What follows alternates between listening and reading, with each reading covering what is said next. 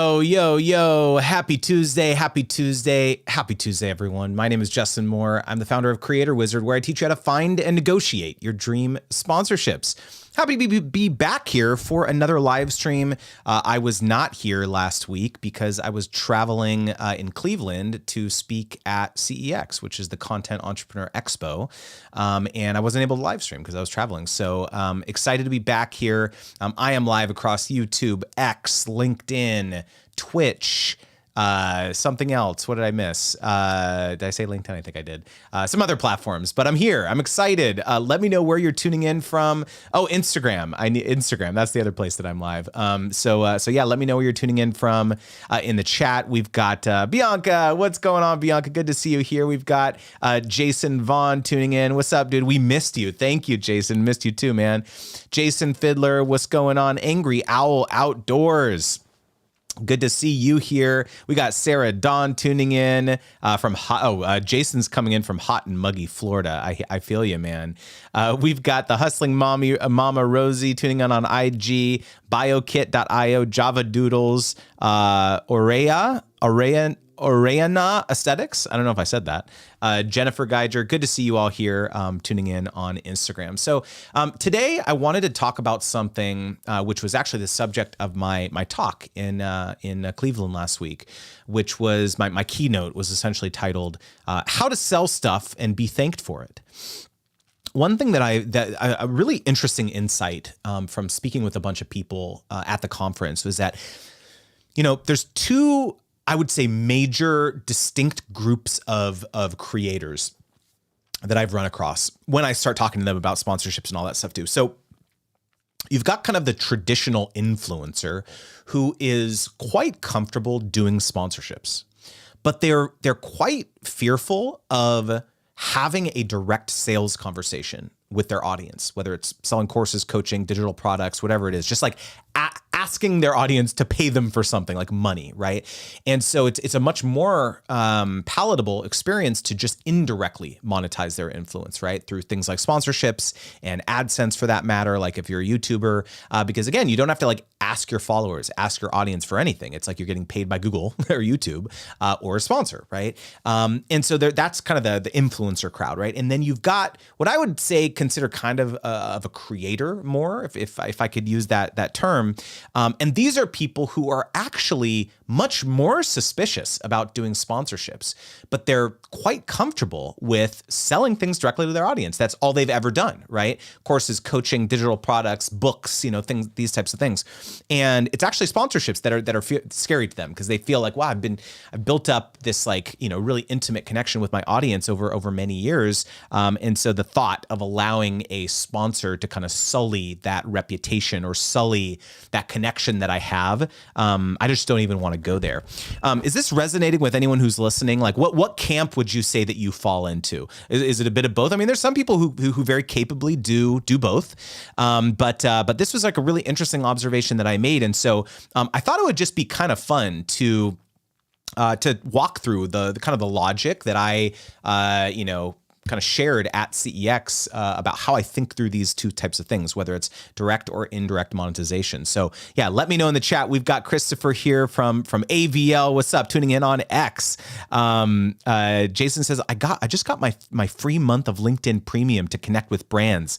When you get to Q&A, I hope you can give advice. Love to see it here. All right. Yeah. And thanks for the reminder, Jason. So if this is your first time here, these live streams are for y'all. So any questions that you have around sponsorships, brand deals, negotiations, pitching brands, whatever it is, going to be answering those a bit later in the live stream. All right, so let's see here. Hustling Mama says, "Me first camp." Yes. All right. Well, glad to hear that that resonated with you. We've got Shop Gold Look tuning in, Hardware Savvy on Instagram. Mo Dizzle, what's up, Molly? Good to see you here. Rosie says, "Love sponsorships, but direct sales scares me." Yeah, I hear you. All right, so I'm going to share my screen. We're just going to go for this. Are you excited about this? I don't think I've ever done something like this before, but I do think that this will be very useful. All right. So let me share my screen here and we're just going to go for it. All right. So, all right, give me a thumbs up. We can all see the screen. We're feeling good. All right. So the title of my presentation was called Audience First Offers, how to sell stuff and be thanked for it. Okay, are we ready for this? Are we excited? All right, get your thinking caps on, get your notebooks out, because we're just going to go for this now. Okay, so back in March, I was a guest on the Think Media podcast, where I was talking with the host Sean Cannell, if you know him, about how much I charge for a 1-hour sponsorship coaching call. And when that episode went live on YouTube, one of the very first comments that I got that someone left was $1,000 an hour. That's an absolute joke. So let me know in the comments if you've ever gotten like a rude comment like this, or maybe a rude email or a snide remark like that. So seriously, I want to know. I want to read, like, what have people said to you? What have people, like, trolls or people who have responded where you've either, promoted a sponsor, you've done something like that, or promoted your own thing, and people just felt the need to respond to you and, like, how could you do that, or tried to flame you, right? So I'm reading this. I want to know what people are saying here. I want to know what people said to you. Because and by the way, like, if you like aren't, like, feeling comfortable to, like, drop it in the chat, I want to know, like, maybe you live in fear of getting a comment like this, and maybe Rosie was mentioning on IG, like, this was one of the reasons that prevents her from selling things directly. And so, obviously you're probably familiar with social anxiety, but if you've ever tried to sell or promote, like, anything, chances are at some point that you've experienced what I call sales anxiety, right? And some studies have shown that up to 40% of people at some point in their career have experienced something like this, right? And so it seems like every week there's a new kind of main character on the internet that gets skewered because they had the audacity to charge money for something, right? Or promote a sponsor. And so whether it's courses or coaching or sponsorships, people are just mad, right? Now, we all know that there's trolls on the internet. We all know that there's haters on the internet. See, when a hater gets me down, usually I go into a quiet room, I close my eyes, and I repeat this mantra from the philosopher Cat Williams. You gotta be grateful. You need haters. What the is you complaining about? What the do you think a hater's job is? To hate. So let them do their job. What the is you complaining about? Ladies, if you got 14 women hating on you, you need to figure out how to get to 16 before the summer get here. Did you like that one? Right? Screw 6-pack by the summer, right? I just need to find 6 more haters. Now, for a moment, let's do a thought experiment, okay? What if the haters are right? Why are you really selling this thing? Why are you really promoting this sponsor? Is it because you're going to make some money, or because you know deep in your heart that this will actually serve your audience? And if you are thinking, like, okay, well, Justin, can't I make money and serve my audience?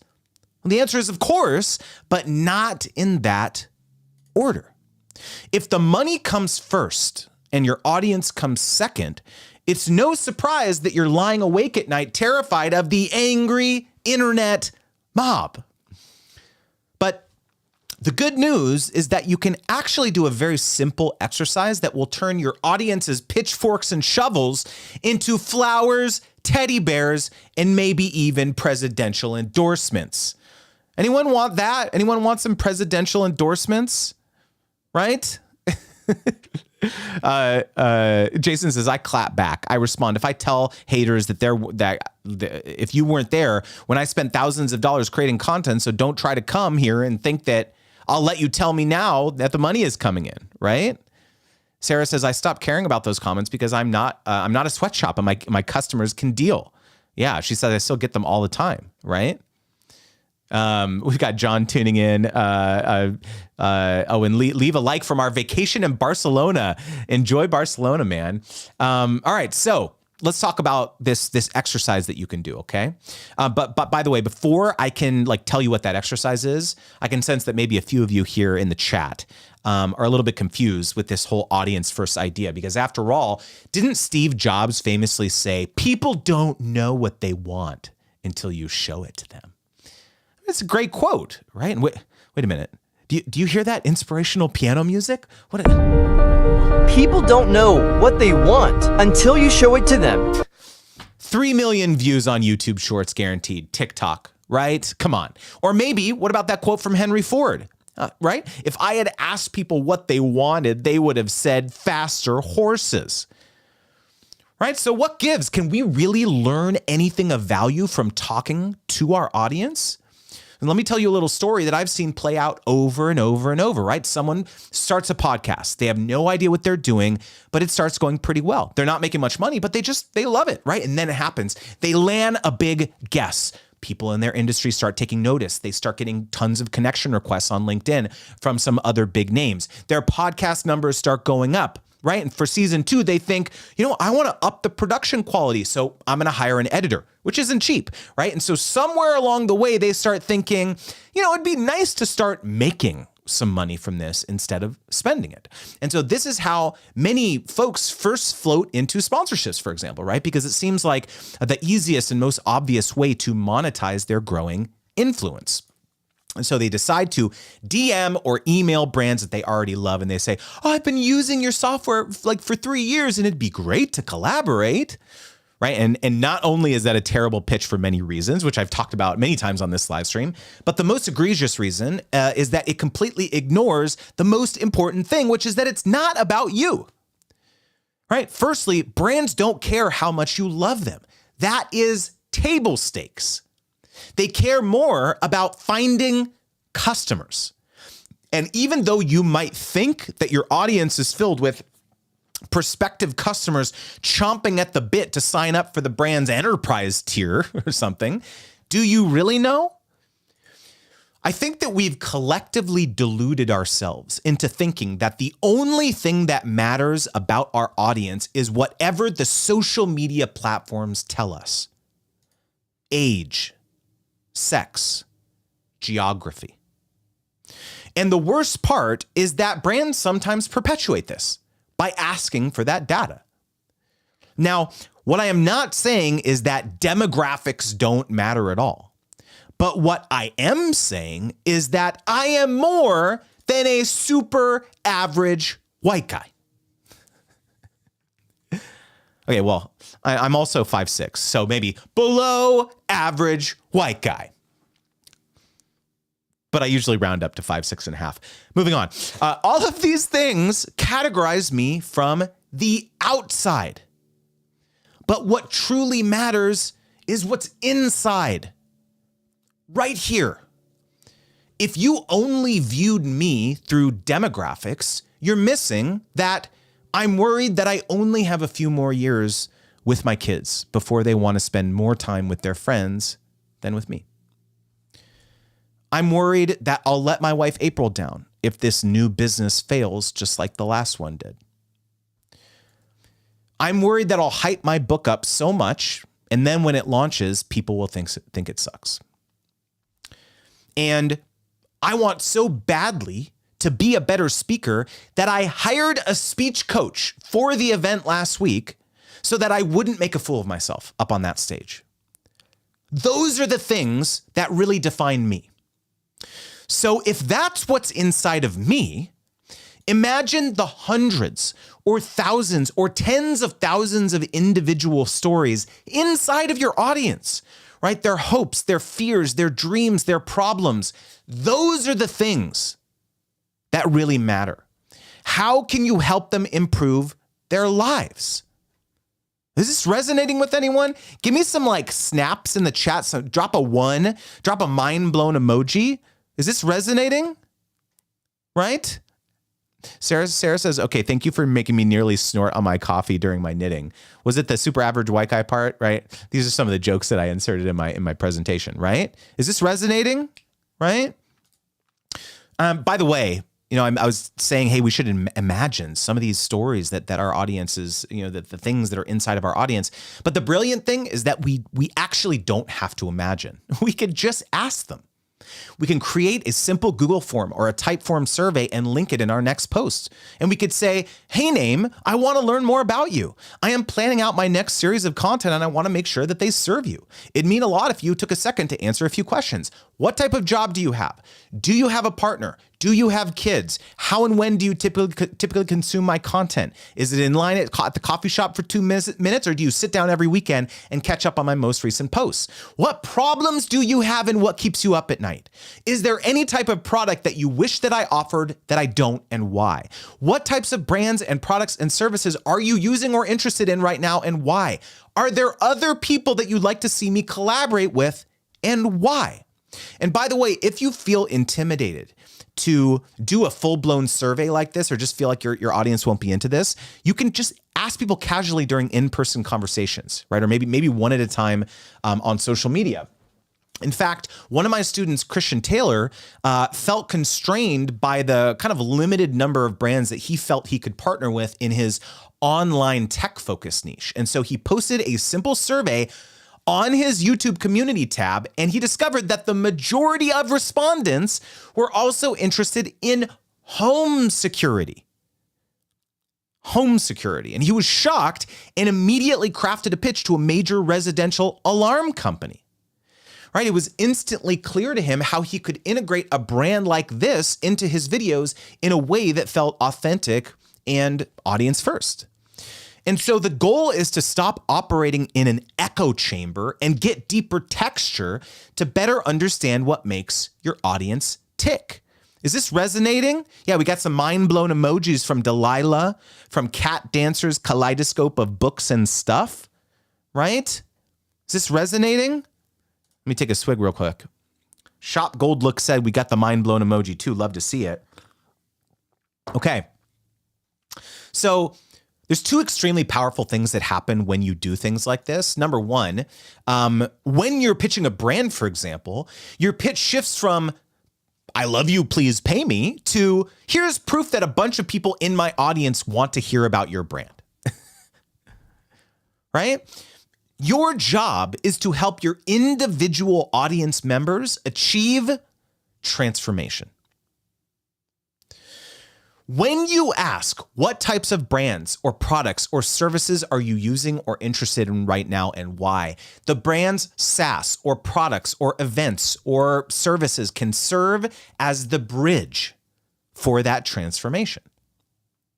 But hold up now. Remember, it's not just your sponsor's products that can help. Remember, we have a bunch of psychographic insights now. We also asked, is there any type of product that you wish that I offered that I don't, and why? That gives us insight into the courses or the digital products or the books or the coaching or the events that you should be offering to your audience to help them, right? You know what I learned when I surveyed my audience? Number one, that people prefer learning on their own instead of the live cohorts that I was doing for years. And number two, well, as one gentleman so eloquently put it from earlier, the services that I offered were a little too rich for their blood. Right? And so, you know what I did? I put two and two together. Boom. That's why I'm writing my book, Sponsor Magnet. And by the way, I've mentioned this before, that I am in the messy middle of writing the manuscript. Do you think that I rented a secluded cabin in the woods without internet, right? I'm going to hunker down for 6 months and then I'm going to emerge with my masterpiece? No, I asked my audience if anyone wanted to read the first 4 chapters. Terrifying. But how else would I get such helpful feedback as "way too long, I don't like how it sounds, and elaborate here, people are dumb"? No, but seriously, like, my audience has left such incredible and deep and rich feedback and brought up things that I never would have thought to include. And I know that this book is going to be better for it. And so by doing surveys, we're now more informed about the types of products that we should offer, the types of brands that we should reach out to. And there's one more thing that we asked our audience. Remember, are there other people that you'd like to see me collaborate with, and why? Those become your alliances, where you can recommend other creators' products, services, SaaS, events, courses, books, coaching. Don't you think your friend's course is incredible and could really help your audience? You better let them know about it. So these are what I call your audience first offers, your PSA, your products, your sponsors, and your alliances. Now, I know what you might be thinking here in the chat. You're thinking, Justin, If I tell my audience about other brands or other creators' stuff, they will have less money to buy my stuff. Drop it in the chat. This is a safe space. Were you thinking that? You're like, man, why would I talk about anyone else's stuff? I don't want to do that. That seems terrifying. Drop it in the chat if this is what you're feeling. Well, there's been a ton of research about this very thing, including a recent study that LinkedIn did that found that 88% of people buy only when they see a salesperson as a trusted advisor. You know what a trusted advisor does? They are open to honest feedback. Look, all of the cool kids are doing it. Look, Jay I asked 2,400 people why they didn't buy. Jeremy says, I asked my audience why they stopped listening to my podcast, right? All the cool kids are doing it. Quick story, actually. A bit ago, I had someone join my course, my introductory course, Gifted to Paid. They went through the entire thing. They took the survey at the very end and they rated it a 3 out of 10. That was the first time that had ever happened, someone rating it that low. And so I read the survey in detail, and it was very clear that this person should have joined the more advanced program. And so even though she did not ask for it, I proactively refunded her. You want to know what she said? The refund received without requesting it made me respect you even more. You are delivering a unique value proposition, and I hope that you can leverage it more through self-paced courses. I joined the waitlist for your Brand Deal Wizard program, and I'm looking forward to receiving more details. And guess what? She joined it, got a lot out of it, and rated it super highly, right? And so when you have an audience-first mindset, when you introduce your audience to something that actually solves a problem in their lives in a really profound way, whether it's your stuff or a brand stuff or someone else's stuff, they're going to love and trust you even more.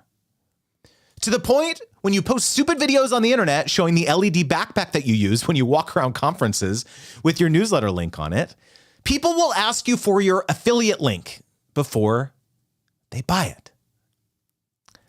Wow. Selling doesn't feel so scary now, right? It's not icky or dirty or something that you do just to keep the lights on. No, selling is serving. You want to know the most remarkable part of audience first offers? You'll actually make more money in the end. So the next time that you're feeling scared to sell or promote something, remember, there will always be a vocal minority who want to bring you down. But there will almost certainly be a silent majority who prefer DMing you after that same post from the beginning and saying, hey, Justin, I recently saw your Think Media interview on YouTube, and I wanted to contact you for a consultation appointment. So your real job is to encourage that silent majority to speak up. So what I hope to leave you with today, before we dive into the Q&A here, is clarity. But the truth is that I can't actually give it to you. Only your audience can. So you have to ask them.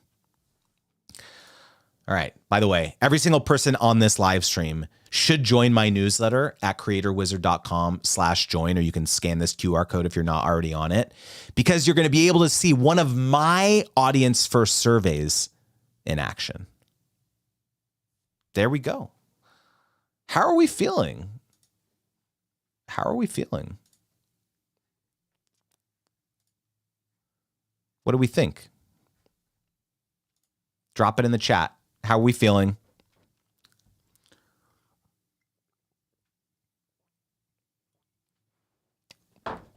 So, yeah. Oh, look at this. Bianca just dropped the link to my newsletter. Like, look at that right there. Thank you, Bianca. Jason says, it's the best newsletter that I'm on. It's the only one that I give 100% open rate. Boom. Love to hear it. Thank you, Jason. Keys says, yes, people love to smash the button on polls. Yeah. One of the reasons why I wanted to talk about this today is to empower all of y'all to stretch your brains about the way in which you monetize. because I think a lot of us just kind of take for granted what we've always done, whether it's sponsorships, whether it's selling things directly, whether it's not doing either, and you just don't even want to monetize because you feel like I need to just grow my audience to a certain arbitrary amount before I can feel comfortable having that sales conversation or asking for money or whatever it is. And encourage you to think that, if you can have a different mindset where it's audience first and it's actually, how can I serve them? I think it's going to give you much more peace with figuring out how to craft something that will really serve them in that way. And so, I think that this is also, I get this question a lot when it comes to, creators trying to decide whether a brand deal or a brand that reaches out to them is a good fit for their audience. Like a very common question that I get is like, okay, well, this brand reached out to me. They want to do a deal, but I don't have personal experience with it. I haven't used it before, or I'm not like an authentic fan of it, because I'm using another tool or something like that. And a lot of creators really turn down a lot of opportunities like that, in my opinion, unnecessarily, because I'm going to speak from my experience about how I approach these things, because I view my role as someone who is an unbiased advocate for my audience, meaning that I view it as my role to test out a lot of different solutions and expose those to my audience, because I know that there are going to be different solutions that serve different segments or cohorts of my audience in different ways, even if I'm not using it. So I don't believe that you need to have a 5 years experience, be a grizzled veteran or product user for 5 years to be able to, do an authentic, partnership that actually serves or exposes that product to, a section of your audience that would be really served by that. Obviously, your endorsement or your integration, your testimonial is going to have to be different. Instead of being like, I love this product, I use it every day. Obviously, you're not going to say that, but you can much more position it as shining a spotlight on a tool that's very cool that you think other people in your audience will really get jazzed about. This is something that I learned from my wife a long time ago, which is, she started her channel in the cosmetics and beauty products type space. And so, a big part of it is like, she basically says to our audience, like, I'm going to test all this stuff out so that you guys don't have to, those products are expensive. Like it's oftentimes cost prohibitive to go out and try every single moisturizer or every single acne cream or every single blah, blah, blah. And so she just loves testing out products. And so this is something that she has always done on her channel. And so I think reframing what you view your role as and making it clear to your audience that this is what you view your role to be, can be a game changer when it comes to your decision criteria about, moving forward with certain partners or not. So yeah, let me know if this unlocked something for you in terms of feeling more comfortable with sales conversations or how to do this type of thing. I got some claps in the chat. Too pretty for Monday. We've got Francis Elizabeth tuning in. Jakob, good to see you here. We've got Mavis and Millie, good to see you here. Bradley Q, Grief, Coach Miller, Texas DIY Mama tuning in on IG. Good to see you here. All right, so before we dive into the chat into Q&A, let me take one more swig. But remember, like, I'm here for y'all. So whatever questions that you've got about brand deals, negotiations, sponsorships, please let me know. Drop it in the chat. Shop Gold Look said, I stopped watching your lives, but I'm glad to be back. Well, glad to have you back. Very excited that you're here. Okay, real quickly, we are almost about to hit 100 concurrent viewers on the live stream. So if you could take a pause right here, click the link to this live and go share it on Instagram stories. Go share it on Twitter. Go share it somewhere. Let's get some more folks in here. Let's have some fun. Can we get some more folks in? Can I ask that of you, that we get some more creators in here? Can you go share it with your network? Let's have a party in here halfway through the live. Elizabeth Love Healer says on Instagram, I always get so much from your lives. I'm so thrilled to hear that, Elizabeth. Great to have you here. And by the way, if you're watching or listening to this and you haven't left a comment here, you're just lurking, drop something, drop an emoji so that I know you're here, so that I know that you're just kind of, you're lurking on the sidelines, but you're getting value out of it. Just let me know you're here. It's all good. David PR David Perspective says, loving the value that you're giving. I appreciate that, bro. Good to see you here. We've got Albert. We've got official Sam C. Good to see you here. All right, so let's dive into the Q&A here. We have a question scrolling up a little bit from Jason, who just purchased a free month to LinkedIn Premium. Jason, if you have, and he wants to know, like, how do you utilize LinkedIn to its fullest? So Jason, if you have more specific questions around utilizing LinkedIn, drop it in the chat. But I'll start by just speaking generally about how I use LinkedIn, because it's like one of the most indispensable tools in my business. One of the things I talk about in my Brand Deal Wizard program is that you can learn so much from analyzing the breadcrumbs and the posts that specific brand representatives are leaving on LinkedIn and on social media for that matter. Whether it's highlighting campaigns that just launched. One of the very typical types of posts you'll see on LinkedIn is like, oh, so thrilled that this campaign that I was responsible for just launched and it was in partnership with influencer XYZ. Click here to read about the write-up in Digiday or Adweek or something like that.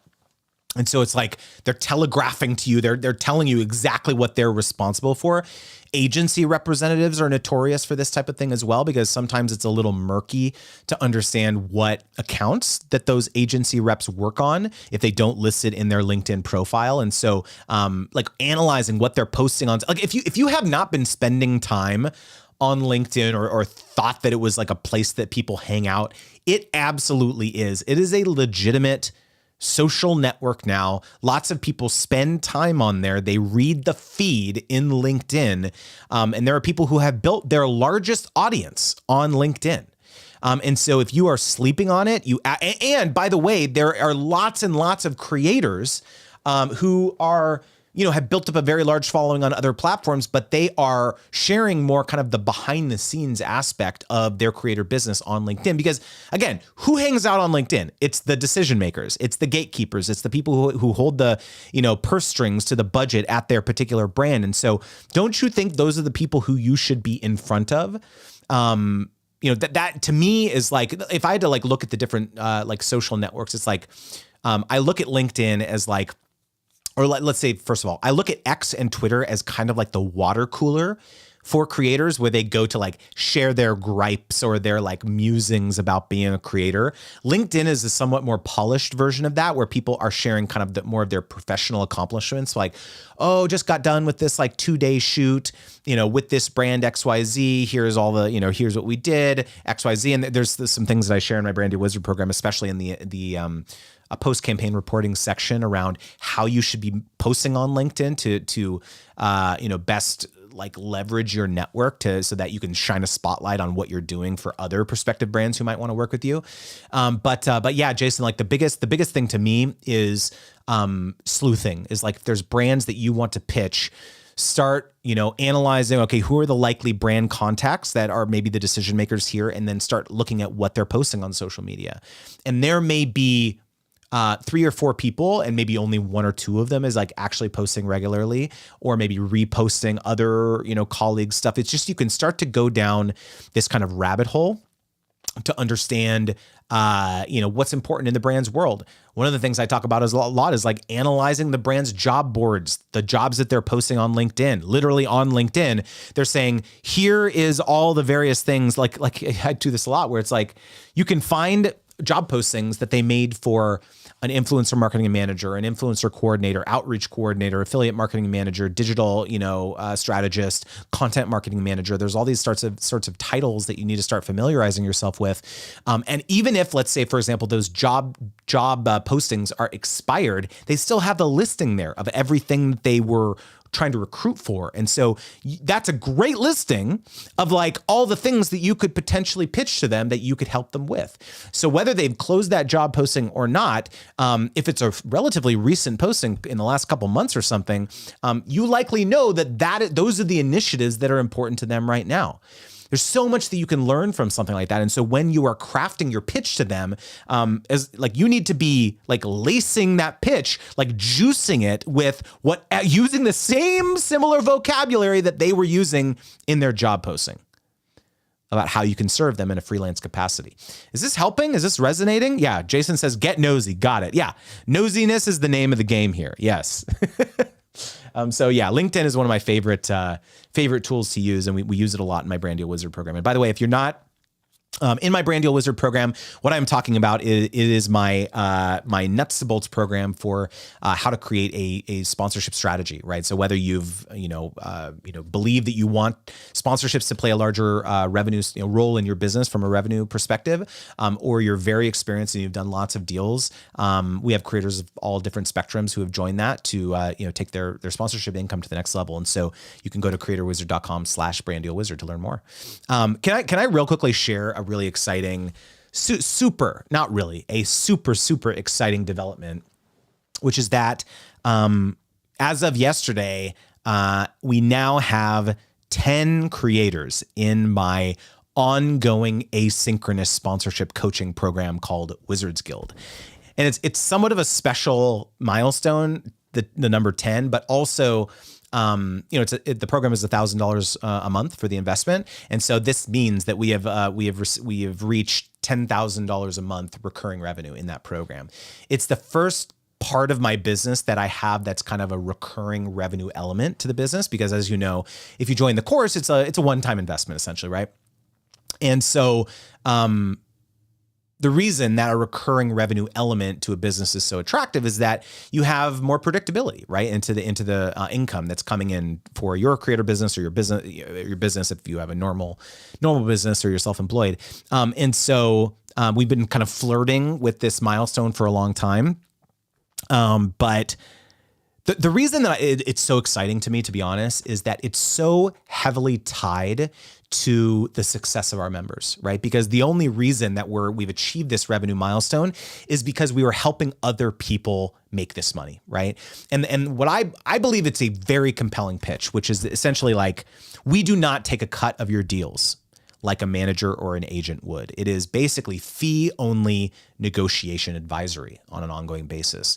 And so, we just had a member in there get a very, very healthy, I won't say the amount for privacy's sake, but a very, very large deal where they made their money back 50-fold, the investment of just a single month of Wizards Guild. So I don't know. I just get so, I say this a lot, which is like the success that I've seen in my business, or the success that anyone sees in a business, I believe should be a direct byproduct of serving people. And that's how I look at this, is that the only reason that this program is successful is because we're serving people really well in that way. So I don't know. I'm just going to do it. You know what? I'm going to give myself the applause. I'm going to clap. I'm going to do the cha-ching. So if anyone is here and feels like you might be served by the Wizards Guild program, which is maybe you're here and you aren't a beginner, you're maybe like much further along in your journey, and want a team of sponsorship coaches on speed dial, basically, which is what it is. Real quickly, the value prop is it's twice weekly asynchronous support. So every Tuesday and Thursday, we answer your questions. So basically you can send in a question any day of the week, anytime, like a video or voice note or screenshot, email, whatever. And then our team will get back to you the next Tuesday or Thursday, excluding holidays, with our recommendations of how to price it, put the proposal together, all that stuff too. So just very excited about that milestone, and thanks for indulging me on that. But yeah, if you want to learn more about it, you can just go to creatorwizard.com/wizardsguild. All right. Angry Owl Outdoors says, insane, bro. Awesome. I appreciate you, man. Yes, it is insane. It's very insane. I can't, it's insane because I invented it out of whole cloth, like less than a year ago.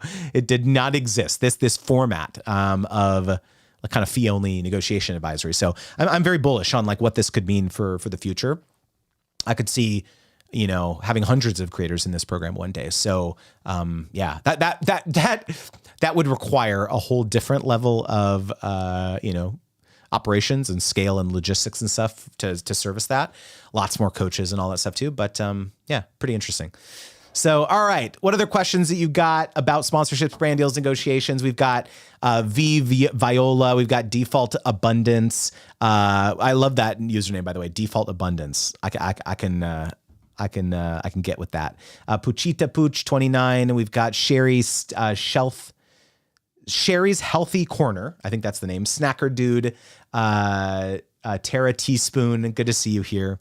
Delilah says, one day I will be one of those creators. Boom. Putting it out there. Love to see it here, Delilah. I know it. All right.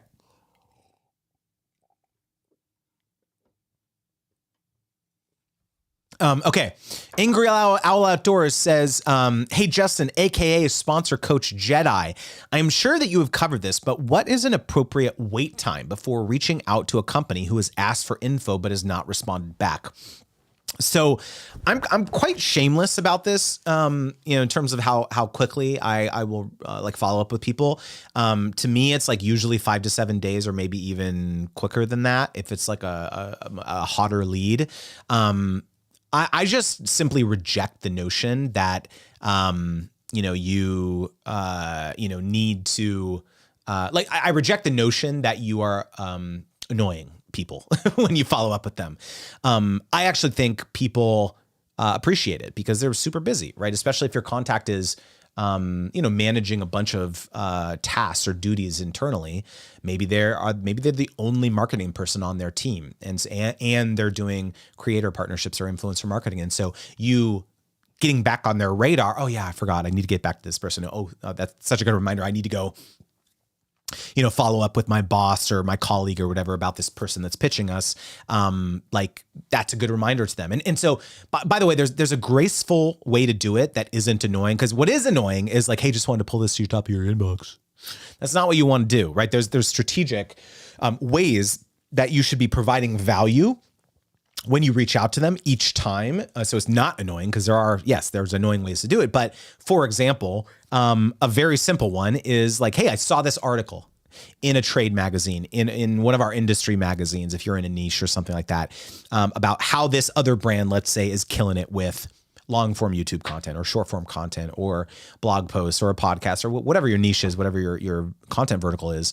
And here, thought your team would enjoy this, would be happy to schedule a call to chat about this, et cetera, et cetera. So that is just like one example. I talk about a lot more in my program, but I don't think you can be annoying unless they say, don't ever email us again, which they'll almost never do. Then of course don't do that. But, I don't think that there's a time. So yeah, 4 to 7 days between each follow-up. And by the way, if you're cold pitching this brand, you should be targeting 4 follow-ups minimum, even if the brand is not responding. I have an anecdote from Emma, which is one of our creators in our Wizards Guild program. And she mentioned that it took 4 follow-ups without hearing back from the brand until she finally got a response. And they said, oh my God, I'm so sorry. Thank you so much for continuing to follow up with me. Perfect timing, because we've got a campaign, let's talk. And now they're moving forward with a deal. So could you have the tenacity to follow up with a brand 4 times without hearing back from them? Because sometimes that might be what it takes. So, Angry Owl Outdoors says, I suppose confidence balance with, that is my fear, being pushy or coming across that I think I am the stuff when I am not. I suppose confidence balance with tact and an understanding of their busy schedule. That's all it is, man. Tact and an understanding of their busy schedule. I couldn't have said it better myself. And so if you can, with every email that you write, maybe you need to put it on a sticky on your wall right next to your laptop. Just keep that mantra in mind when you're writing this and be like, okay, is this email going to serve them or is it going to annoy them? If I'm sending them an article, that's serving them. If I'm sending them another link to a recent post that I made that might be interesting for their team to consider, that's serving them. All right, so there's various ways in which you can do it. And if you just have that lens and you can strike that balance, then I think you'll be way ahead, man. We've got Paul from the Green Industry Podcast tuning in. If I could just give Paul his flowers real quickly.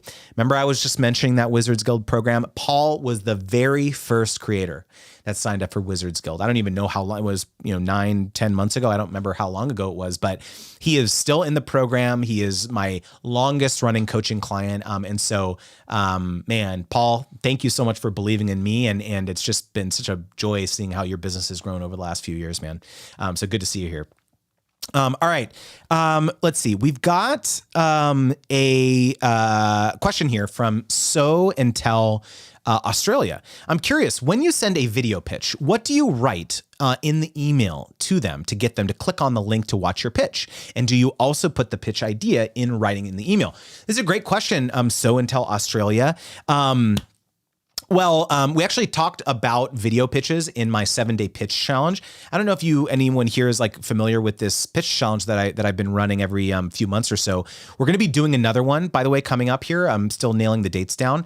But basically what you do when you have a video pitch and you're trying to send this over, I usually I like sending them actually directly on LinkedIn after I've connected with someone, or you can send it via email, but it can be something very simple as like, hey, I just filmed this quick video talking about insert, the R in the rope method. Like if you know my rope method, it's like the relevant piece. So whether it's a campaign that they're currently working on or they ran this, last year, it's pardon me.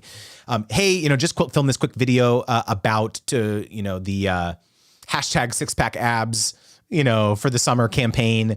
Would love to chat. Here's the link, this type of idea. Modified rope pitch basically is what I say, as long as the sentence that you put in there to elicit the click on the video has at least that R, the relevancy, to get them to actually open that email and especially the subject line as well. Also, I would say that the platform that you upload your video to matters. I'm a big fan of doing unlisted YouTube videos because, YouTube as a domain, as a URL is trusted. So if someone sees a YouTube link, they won't think twice about clicking it. Also, a brand's or like a corporate firewall, like their mail server recognizes the major social media platforms as well. And so the likelihood of that email or that link getting flagged as spam reduces. It's a little bit different when you have like a Dropbox link or a Google Drive link, even for that matter. And so I tend to not recommend doing stuff like that. To me, a YouTube unlisted video is kind of the gold standard there, but just kind of depends on your comfort level. The other advantage too is that, if you do have a YouTube presence, what do you think the first thing that the brand does when they receive your unlisted YouTube video is they're going to click on your profile. They're going to click on your channel page and they're going to be like, who is this person? Right. And then they're going to learn more about who you are and all that stuff too. So, they go down a rabbit hole and they learn more about you without you having to go into all this exposition in the pitch email about who you are. Oh, I have this many subscribers. This is my content, whatever. No, they can deduce it based off of watching your unlisted pitch. All right. So Until Australia says, yes, I was in it and I loved it. Let me see why can't I see your profile photo? Did you change the name of your channel? I'm trying to see who you are. I can't see it. In my streaming software, your profile photo is like this big and I can't see it. So let me know your name because Until Australia, this is not registering to me unless you change your YouTube channel name or something. All right. So Until Australia says, yes, thank you. I'm saving up to join the Creator Wizard program. Brand Deal Wizard. Let's go. No. Do you usually come on and join these live streams with your YouTube channel? Because you're like confusing me with the I can't see your profile photo. So you got to tell me who you are. Megan Lindley. Okay. Megan. I remember the name Megan, but I guess I don't remember seeing your YouTube channel name here in the live stream. So good to see you here. All right, here. Let's see here. Roni says, great live. And then it says finger number 1. It lists out in my streaming software. It links out the emoji. It doesn't actually show the emoji. So boom, let's go. Delilah says, the pitch challenge is worth every second of your time, people. Don't sleep on that offer. Appreciate you, Delilah. It's so awesome to have you as an alumni of the pitch challenge as well as Brand Deal Wizard.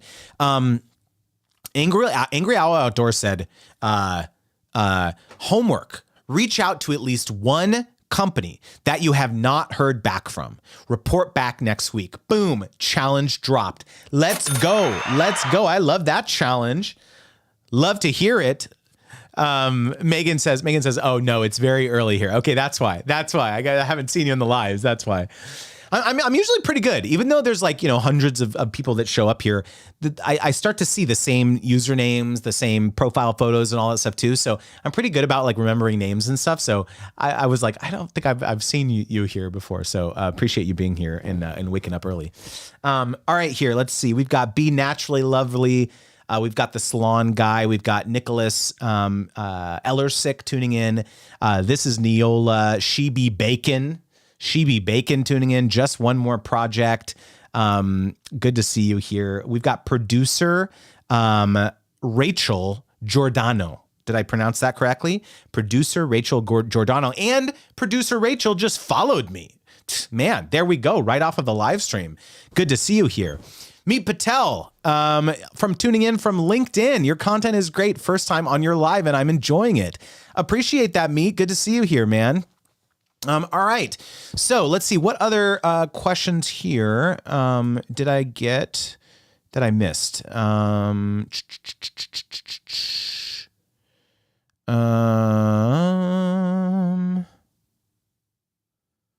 Let's see here.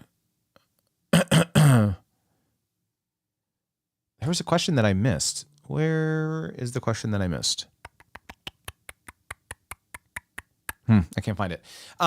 Okay, so a quick other anecdote that I'll share from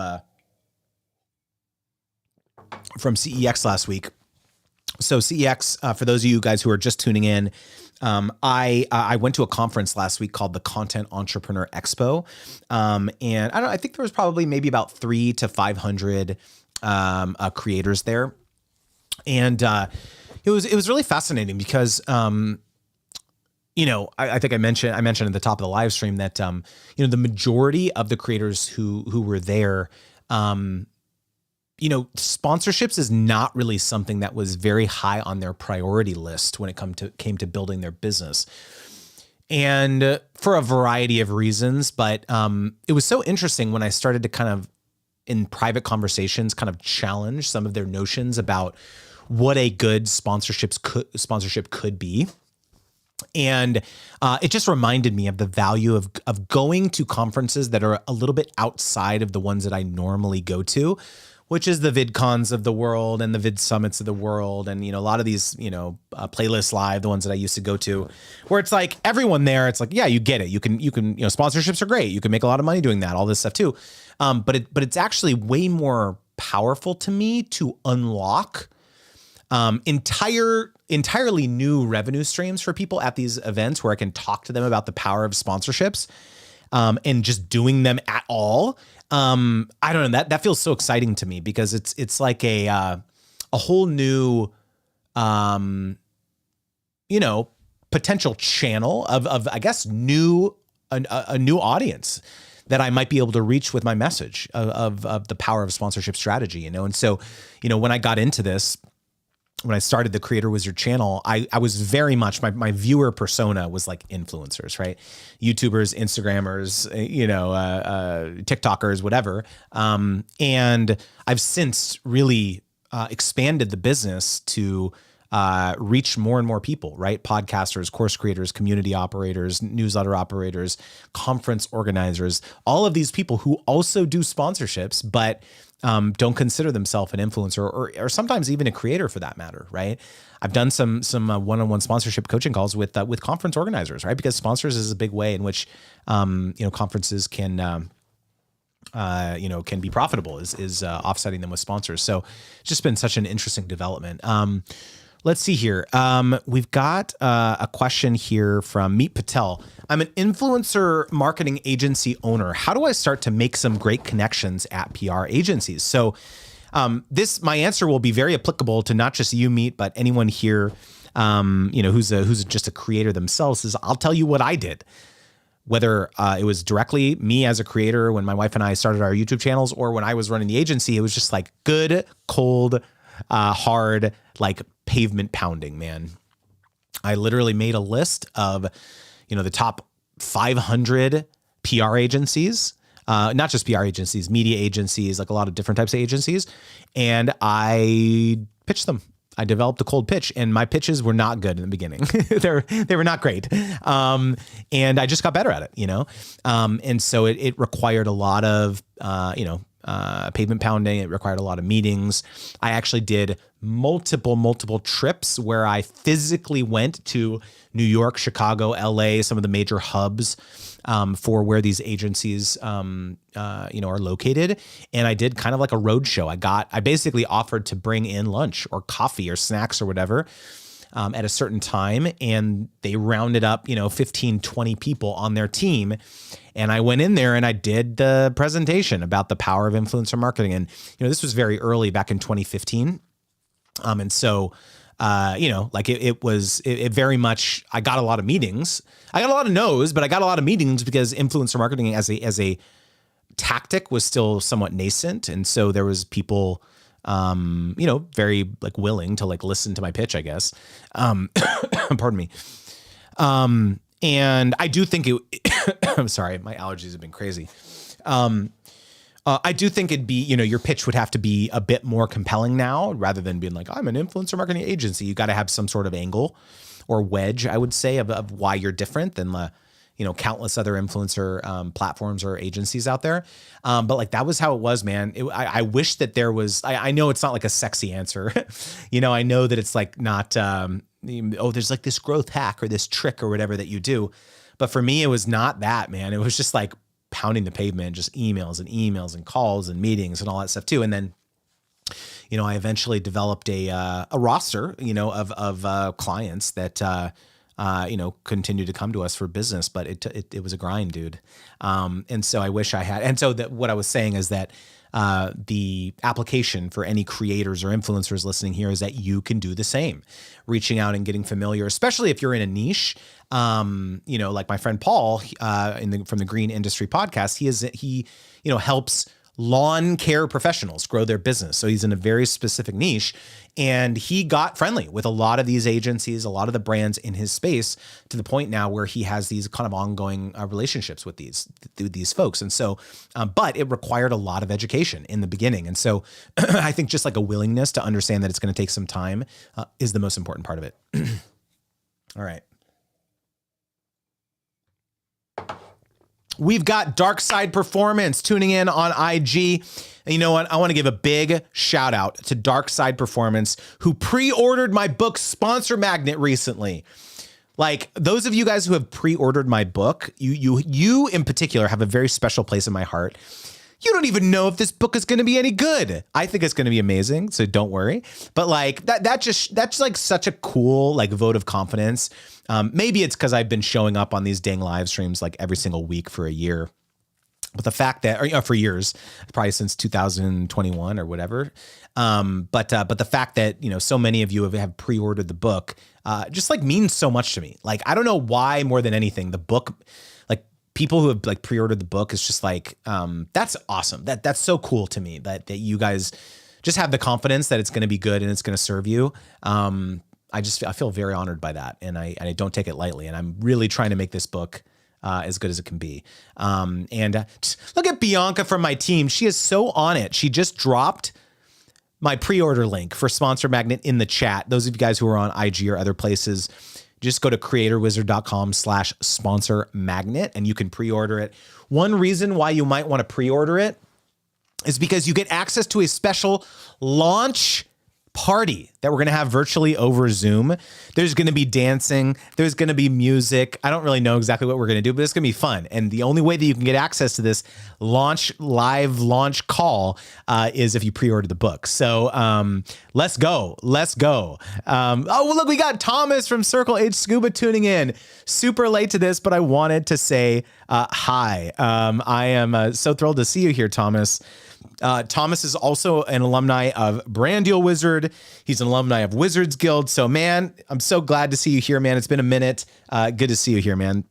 Dark Side Performance says, Brand Deal Wizard is amazing so far. By the way, just finding an email alone is so satisfying. Boom. Let's hear it for Dark Side Performance. Joining Brand Deal Wizard. So good to see you here, man. And thrilled to hear it. All right, guys, we're already at time. Can you believe it? I can't believe it. Awesome to see you all here. Hope you enjoyed today's live. And if you missed the first part of it, where I was talking about how to sell stuff and be thankful for it, make sure to go back and watch the replay. Hope you have a wonderful week, and I'll see you all on the flip side. Peace.